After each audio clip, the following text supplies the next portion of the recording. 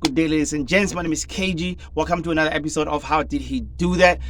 Today we're going to be talking about the same song we spoke about last week, which is indeed ready by an artist named Afrosoul, Athi from Cape Town. The song is out on all digital platforms. Please go get the song. But today we're only going to be concentrating on the drums. How did we produce the drums and how did we mix the drums? Okay, so let's jump into it.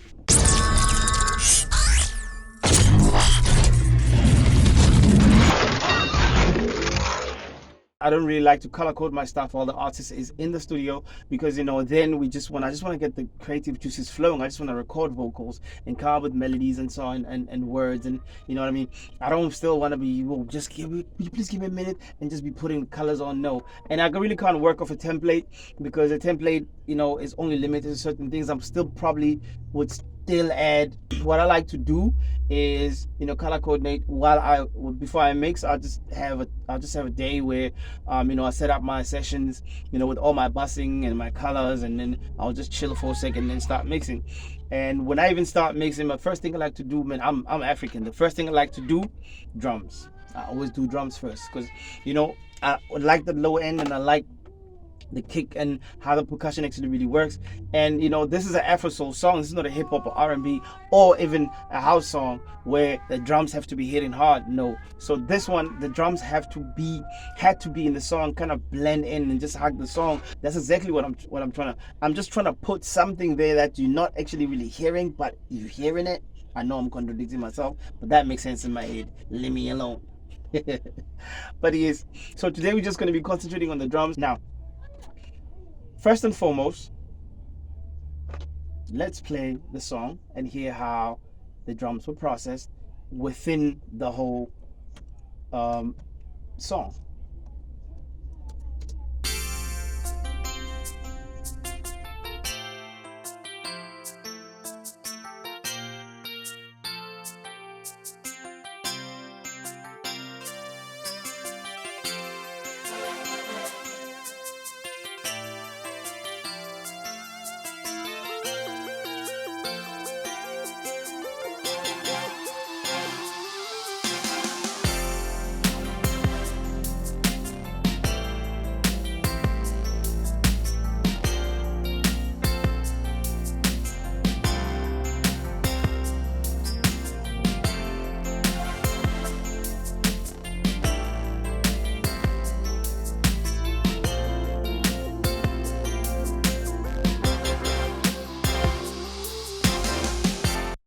So as you saw, what I did is I played from a 2-track. Now 2-track kind of sounds pretty good, even though it wasn't 100% there. The reason what I did is I kind of mixed it to the brink of it just sounding amazing enough for me to send it to the mix to the sub bus so I can glue it with the vocals and kind of add more processing to the whole song. I didn't want to process it completely and then bounce it out that I won't be able to do anything to the end of it when I glue it with the vocals. Henceforth, I just made it sound amazing, balancing and the EQing and the compression and the effects thereof. Let's put it there just enough for me to be able to process at the end with the vocals. Let's go back and see what else we did. With the kick, what I do is I cut off about 30 hertz. The reason is I have a sub bass that actually sits in that frequency, so I didn't want to have the song to have too much bass. And then again, this is not a hip hop song or a house song where it's supposed to have too much bass. It's just everything has to be enough. Everything has to be enough. So that's why I cut, and then that's why I cut the 30 hertz, and then I boosted about 50 hertz or 60 hertz, and then I dropped again almost about 2K. And this is a kick without the EQ. I'm gonna add the EQ in and out as you go along. All right, let's go.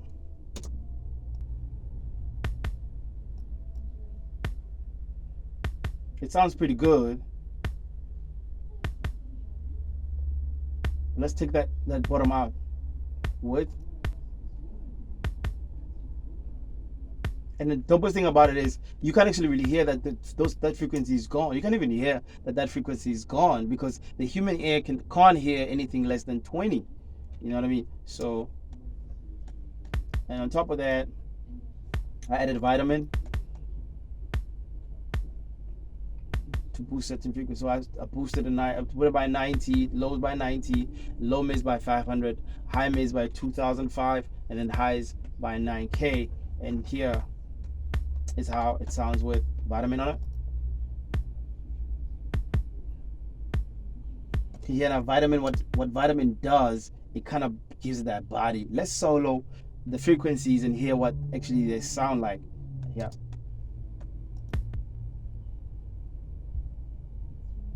That's that sub, right? Low mid. That's that pop. That's what the pop is. The mid. That's a snap. For me, this mid here reminded me of when you put the microphone in front of the kick drum as opposed to the back of the kick drum, then you hear that snap.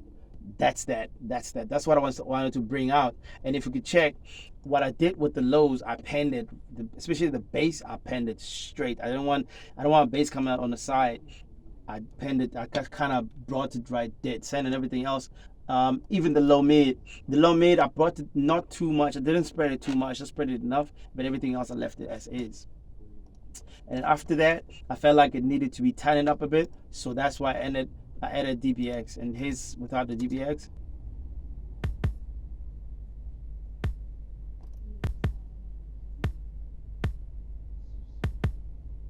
And the nice thing I like about compression is you can't really hear compressor work. That's the dopest thing about it. You shouldn't be, well, compression is not about loudness. It's actually about taming and bringing down high transients and bringing up low parts of the song. So because kind of shaping, basically, that's what I wanted to do. I wanted to shape the kick drum. I didn't want it to be too loud. I wanted to hit too much. I just wanted to. That's why when I play it, you can't really hear if it's getting louder, because I meshed the output gain with the input gain to make sure that I actually tame and I make the kick drum kind of sound more fuller. And then after that, we're gonna go to the snare drum, and this is how the snare drum sounds with the drum kick without it being processed.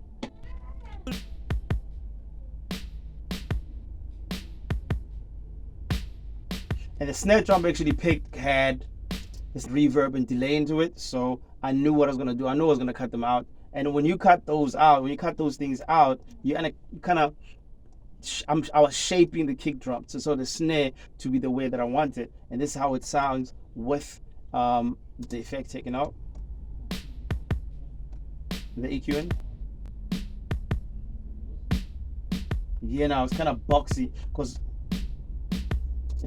so what I did is I added about 2.3 dB at about 3K. I added 1.8 at 4.5 with a very wide band. And another thing else I want to say is, like with EQ, with especially these type of EQs, don't be afraid to add. Don't be afraid to crank it up, because you get that sound of the console when you crank it up.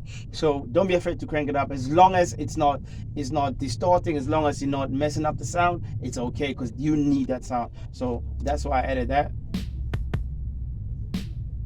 So what I did, I gated it. So I gated the reverb and the delay. I gated it, and then I added. But I knew I took the highs out. That's why I added the clap.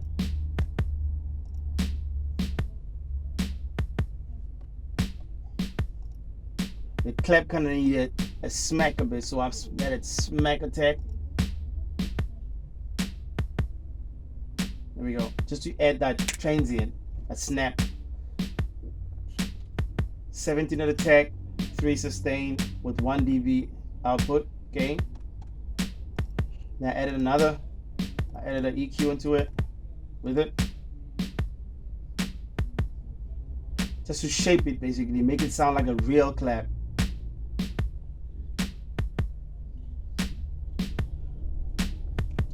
And also with the EQing of the clap, it depends on the sound you're trying to go for. I didn't go for any presets, so what I did, I added 3 dB at 2K. I added 2.6 at about 1K. I added about 2.5 dB at about 2K also. So now we're gonna move on to the hi-hats, and let's play the hi-hats. The hi-hats alone, they sound amazing.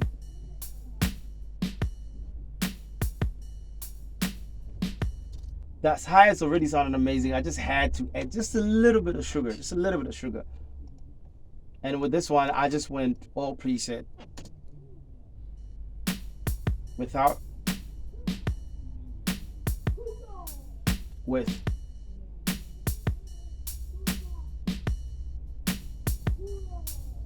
And it's just because they already sounded great, it's just to open them up a little bit, just to open them up a little bit. The shaker, the only thing I did to the shaker was kind of take off frequencies I don't need because the shaker sounded great. So I just rolled everything below 4K. And I think I did the same thing with the crash. The crash also, I cut off everything below 3.8K, almost 4K. And this is how it sounds without the EQ. With.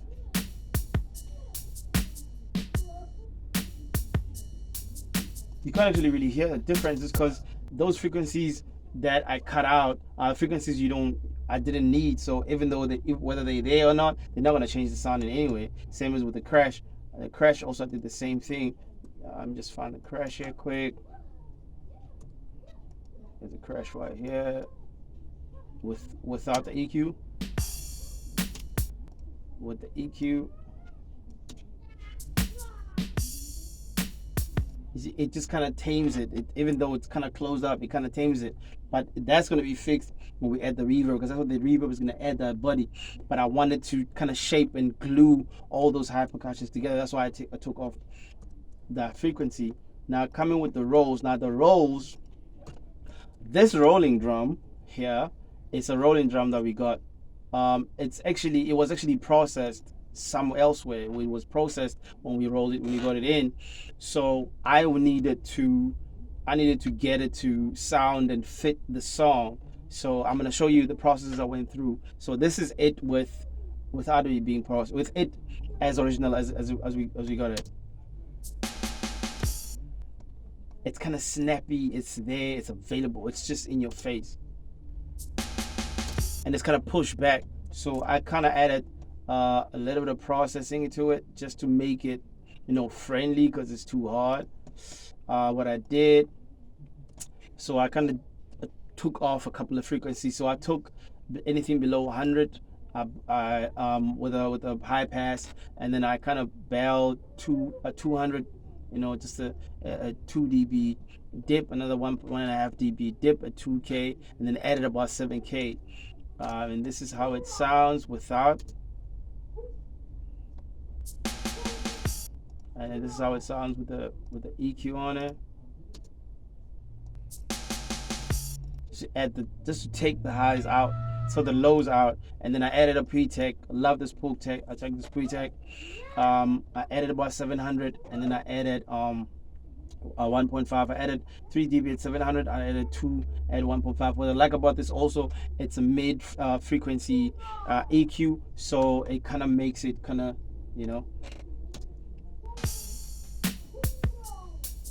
without,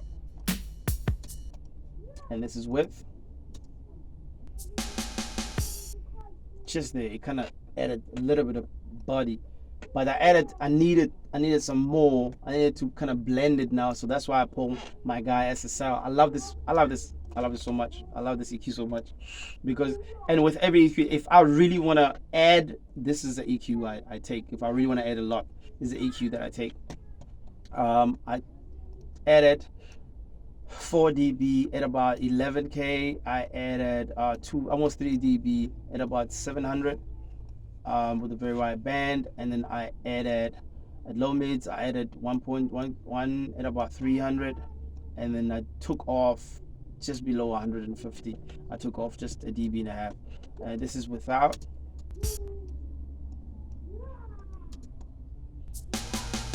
And this is with.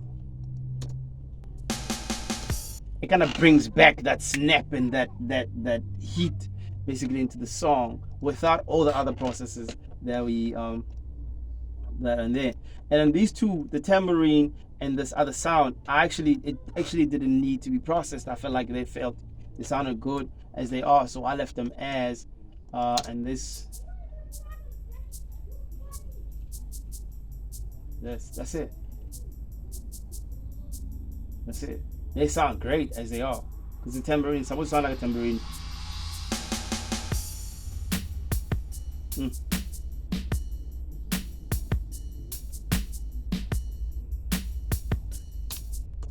It sounds good just as is. And then after that, so after this process, I send it to the buses. So I sent it to my clap bus. From the clap bus, I kind of felt like the snare needed, the snare and the clap kind of needed to be glued together. So I called my guy CLA at TR5, the LA2A. I loved it so much. And what I did, I kind of match the input gain with the output gain just so that it kind of glues and not makes anything loud. And this is it without, with,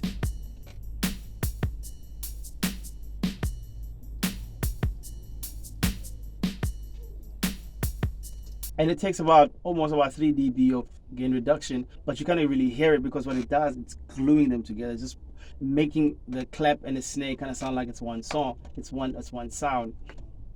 I did the same thing with the high percussive instruments. I added also the same thing. I also did the same thing. I kind of blended and I meshed the input gain with the output gain, and this is without.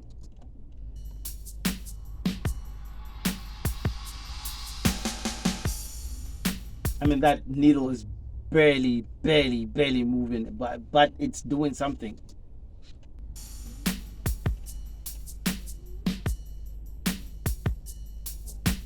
No gain reduction, nothing, just glue and just flavor. Just flavor. There now.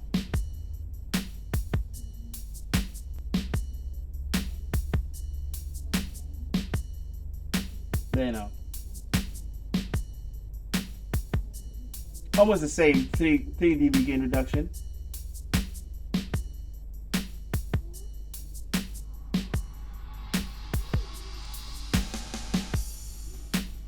Isn't that amazing?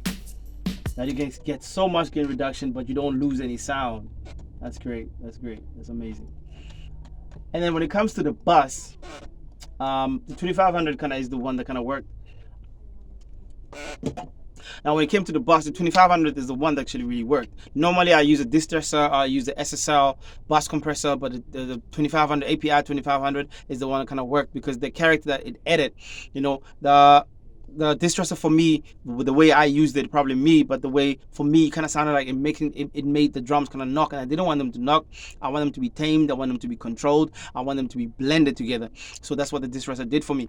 The SSL also sounded added kind of character that I didn't want for the drums alone. I wanted it for the whole song. Now I didn't want it to be too much. It kind of added a little bit of saturation, a little bit of glue. But what I wanted more saturation. I wanted more texture from the 2500. The texture that 2500 and the texture that the SSL had or gave me were not the same. But I liked the one more for the 2500, which is why I used the one for the 2500. Let's go here. So this is a 2500. I'm going to play the drums without the 25, and I'm going to add in and out so that you can hear what the 25 is doing on the drum bus. Yeah. This is without.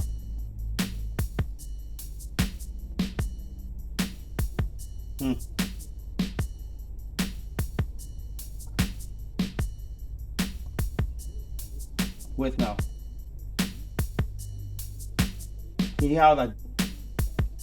Can you hear how that kick, that low mid of the kick, and that snare is kind of snapping, and the highs are kind of shinny. They kind of boxy and they glued together. They kind of feel like they are all in the same barn singing Kumbaya. Listen to the drums again without the 2500.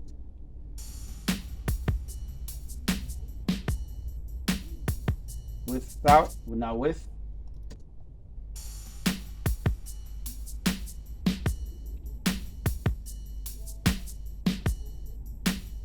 And I gotta say, with the API 2500, I tried to use my own settings and stuff, and I was like, nah, I'm getting too much. So I started with the preset. There are presets there that could help you. Just go into the preset, choose which one you actually really like, and then either tame or kind of add the things that you want, kind of tweak it the way you want it to sound, which is what I did for this one. I decided, okay, I like like the basic setup for the 25K BRX. This guy was like, this guy did actually the dopest things. So I was like, let me just go in there and then check. So when I checked, I was like, ooh, this one sounds great, but I just had to tweak it a little bence to fit the song. Hence that's why it sounds the way it did. Let's go back now with the effects. With the effects, like the reverbs for the drums, I normally use two. I use two. I've since COVID, I've been using these. This is my aux. This is my effects return. This is my drum verb and drum verb 1, drum verb 2. I use the H delay. Both are from Pooch. Shout out to Pooch. You know, this guy made Ken Pooch Ken van Druten. It's Ken van Druten. Ken, you know, I like how he tweaked the reverb. For me, it sounds great. I don't tweak it. I use both I use the drum kit and the drum kit verb and the snare verb, and I use it for my drums. So that's what I did. Let's just add on the kick. Let's hear what it does.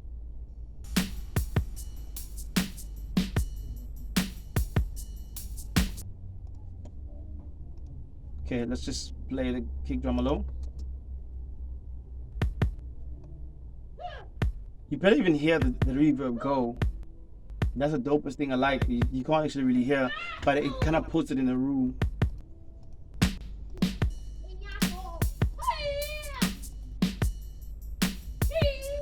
And for the snare,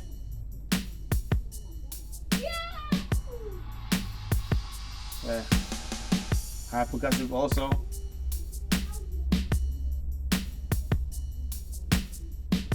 Not too much, just enough to make it feel like it's in a room, or it feels like it's in the drums are played in the same room, and that's that. Then again, thank you very much, ladies and gentlemen. Thank you for tuning in. I think the most important thing, guys, is just to make sure that your sounds that you picked are great for your song, and you know, they fit the song, and that's the most important thing. And then anything else that you do with EQ and stuff, you're gonna actually work less. And that's how the drums are processed. Please, thank you for watching. Please don't forget to subscribe, hit the like button, and I'll see you next time when we do the rest of the song. Peace out.